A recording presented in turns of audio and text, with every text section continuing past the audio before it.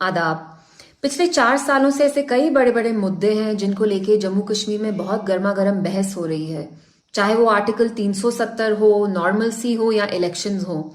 लेकिन इन बड़े बड़े मसलों में एक बहुत पेचीदा इशू है जो कहीं छुप गया है, और वो है जम्मू कश्मीर के नौजवानों के फ्यूचर के साथ जो खिलवाड़ किया जा रहा है। शायद यहाँ की लोकल एडमिनिस्ट्रेशन भी यही चाहती है कि हम बड़े बड़े मसलों में फंसे रहें, उलझे रहें और इस इश्यू को नजरअंदाज करते रहें।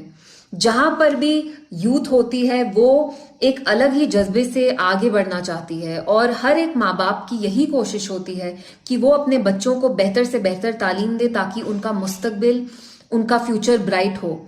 जहां तक जम्मू कश्मीर का सवाल है, यहाँ पे हालात की वजह से कभी भी प्राइवेट सेक्टर उभर नहीं पाया, जिसकी वजह से हमारे नौजवानों का सिंगल पॉइंट ऑफ फोकस हमेशा से सरकारी नौकरियां ही रहा है। जब आप यंग होते हैं तो आप कड़ी से कड़ी मेहनत करते हैं और आप ये होप करते हैं कि उस मेहनत का फल आपको किसी ना किसी दिन जरूर मिलेगा। अगर कोई आपसे पैसे उधार लेता है तो वो पैसे आपको सूद समेत वापस कर सकता है, लेकिन आपका वक्त एक ऐसी कीमती चीज है कि कोई चाह के भी आपको वापस नहीं लौटा सकता। और पिछले 4 साल से जानबूझ के जम्मू कश्मीर के नौजवानों का कीमती वक्त जाया किया जा रहा है, क्योंकि 2019 से यहाँ जितनी भी रिक्रूटमेंट हुई है उन सब में धांधलियां हुई हैं, और यहाँ के नौजवानों का वक्त जाया करना एक बहुत बड़ा जुर्म है।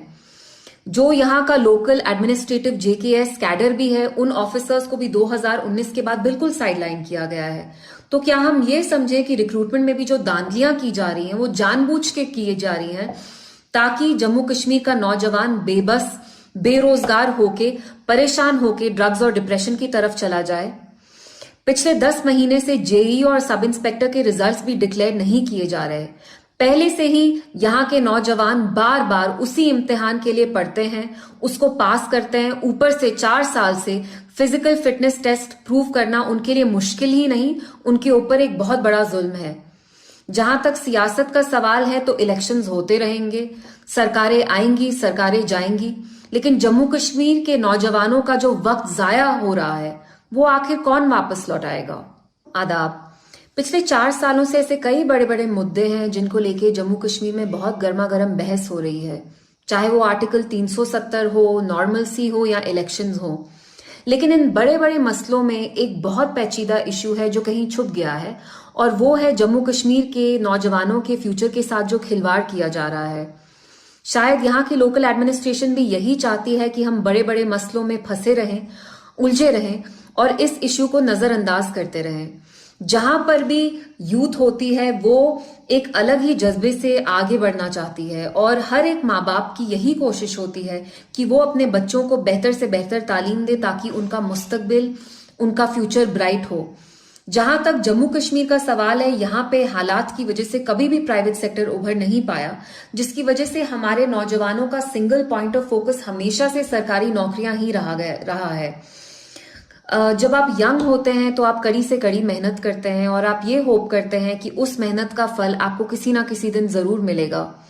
अगर कोई आपसे पैसे उधार लेता है तो वो पैसे आपको सूद समेत वापस कर सकता है, लेकिन आपका वक्त एक ऐसी कीमती चीज है कि कोई चाह के भी आपको वापस नहीं लौटा सकता।